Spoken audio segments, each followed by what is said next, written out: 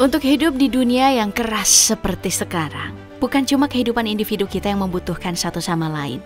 Di tingkat negara, hubungan antar satu negara dan negara lain sangat penting karena bisa mempengaruhi beragam faktor, mulai dari politik, sosial, ekonomi, bahkan hingga gaya fashion. Jadi tentu saja, hubungan diplomatik yang membawa beragam manfaat ini tidak boleh dilewatkan. Namun siapa sangka kalau banyak juga nih ternyata negara yang tidak punya hubungan diplomatik satu sama lain dengan berbagai alasan. Salah satunya adalah Indonesia yang ternyata tidak memiliki hubungan diplomatik dengan beberapa negara di dunia. Penasaran negara mana saja? Mari kita cari tahu bersama. Negara pertama adalah Sahara Barat. Negara ini berada di benua Afrika yang memang memiliki polemik besar hingga sekarang karena konflik sengketa dengan Maroko. Makanya sampai sekarang, Sahara Barat belum merdeka secara penuh. Wilayah ini sudah diklaim Maroko sejak awal kemerdekaan mereka pada tahun 1956. Pengakuan Maroko atas Sahara Barat jelas menimbulkan konflik besar yang harus membuat PBB menurunkan pasukan perdamaian. Pada tahun 1991, sebenarnya PBB sudah menginisiasi dilakukannya referendum, di mana masyarakat Sahara Barat akan diberikan pilihan untuk ikut menjadi bagian Maroko atau ingin merdeka. Nah, sayangnya referendum ini nggak pernah terrealisasi hingga sekarang karena perdebatan siapa yang memiliki hak suara dalam referendum tersebut. Rumitnya penyelenggaraan referendum ini membuat konflik antara Maroko dan Sahara Barat terus berlangsung hingga sekarang.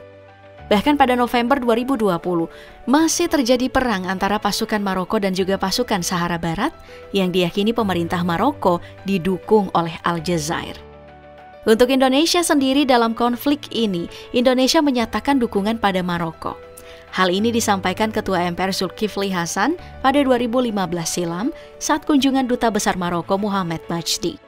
Dukungan Indonesia pada Maroko ini sekaligus memperjelas kalau Indonesia tidak mengakui kedaulatan Sahara Barat. Makanya, Indonesia dan Sahara Barat tidak ada hubungan diplomatik apapun. Kedaulatan utuh sebuah negara untuk membangun hubungan diplomatik itu memang sangat penting. Makanya selain Sahara Barat, masih ada nih negara lainnya yang bernasib sama. Salah satunya adalah Kosovo, yang merupakan sebuah negara muslim di Eropa. Negara ini mengklaim diri mereka telah merdeka sejak 2008 dari Serbia. Namun, kemerdekaan itu ditentang oleh Serbia karena menurut klaim mereka, Kosovo cuma sebagai wilayah yang diduduki oleh kelompok separatis dari etnis Albania.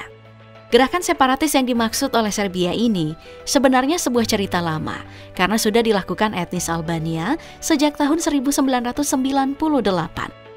Sayangnya pada saat itu, Serbia terlalu brutal menekan etnis Albania yang membuat PBB harus melakukan intervensi pada tahun 1999.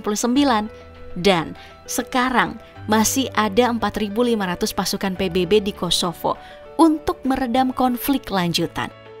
Untuk kemerdekaan penuhnya sendiri, sampai sekarang Kosovo tidak diakui merdeka oleh Serbia sebagai negara induknya. Nah, dalam konflik ini Indonesia pro pada Serbia. Alasan utamanya adalah Indonesia menghargai kedaulatan wilayah Serbia. Makanya Indonesia tidak memiliki hubungan diplomatik dengan Kosovo. Negara berikutnya ada Vanuatu. Negara ini terletak di wilayah Pasifik Selatan dan telah merdeka sejak 1979. Secara geografi, Vanuatu adalah negara yang unik karena luas seluruhnya mencapai 12.274 km persegi. Namun, luas permukaan tanahnya cuma 4.700 km persegi. Luas permukaan tanah ini bahkan lebih kecil dari permukaan tanah Pulau Bali yang mencapai 5.780 km persegi. Vanuatu ini dikenal memiliki hubungan pasang surut yang luar biasa sama Indonesia.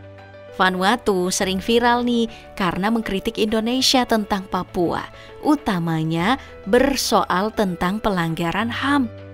Salah satunya saat Perdana Menteri Vanuatu Bob Lohman-Weibur menyinggung Indonesia dalam sidang Majelis Umum PBB dan menyerukan Komisi Umum HAM PBB mengunjungi Papua Barat. Dalam forum yang sama, Diplomat muda Indonesia pada waktu itu membalas dengan menohok bahwa Vanuatu memiliki obsesi yang tidak sehat tentang Papua. Sikap Vanuatu ini sebenarnya sejalan dengan visi mereka yang mendukung kemerdekaan Papua dengan alasan untuk mewujudkan seluruh negara Melanesia yang merdeka. Lalu, bagaimana Indonesia menanggapi sikap Vanuatu? Apakah Indonesia menyerang Vanuatu yang kondisi ekonomi dalam negerinya tidak stabil?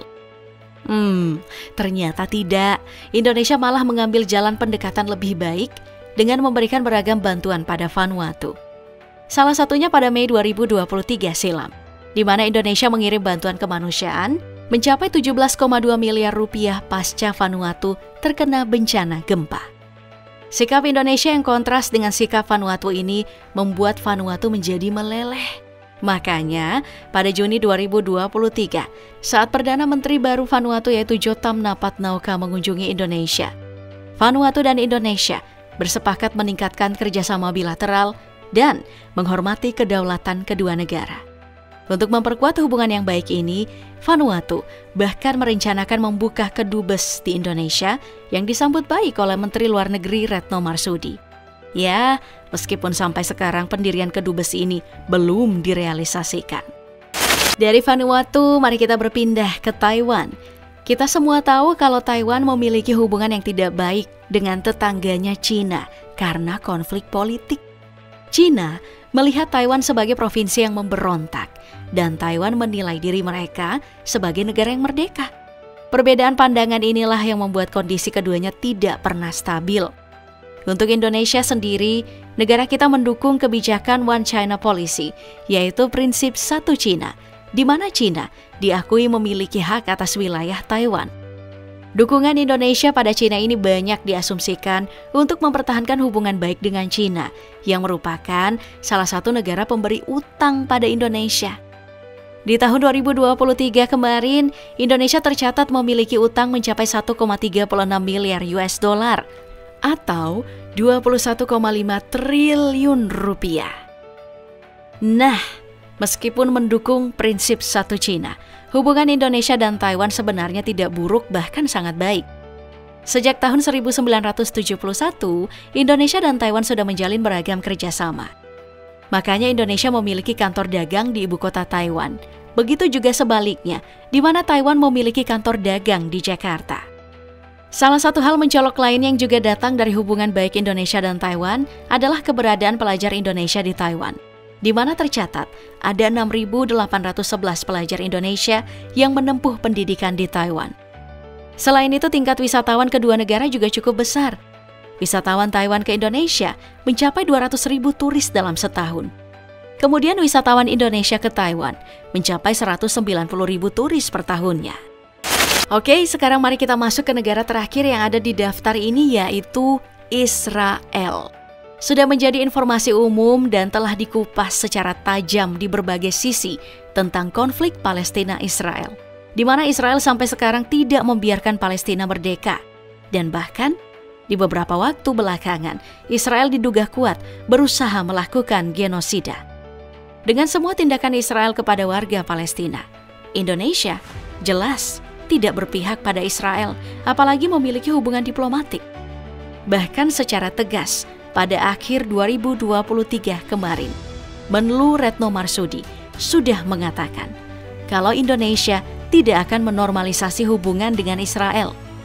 Ketegasan Indonesia soal hubungannya dengan Israel bahkan tertuang dalam Peraturan Menteri Luar Negeri Nomor 3 Tahun 2019 yang menuliskan bahwa Indonesia tidak memiliki hubungan resmi dengan Israel, lalu tidak menerima delegasi Israel dan juga tidak mengizinkan bendera Israel berkibar di Indonesia.